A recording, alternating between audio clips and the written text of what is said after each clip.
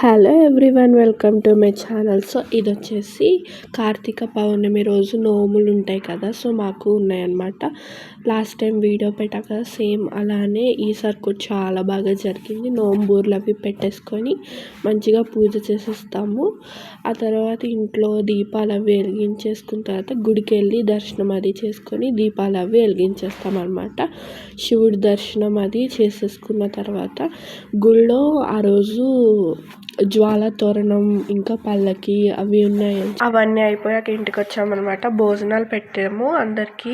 కరివేపాకు రైస్, బూరెలు, గారెలు, పులిహోర, అన్నం, సాంబార్, 2 కర్రీస్ అనమాట. కొబ్బరి పచ్చడి, ఆలు కర్రీ, ఇంకా వంకాయ జునుగులు చేస్తారు పౌర్ణమికి.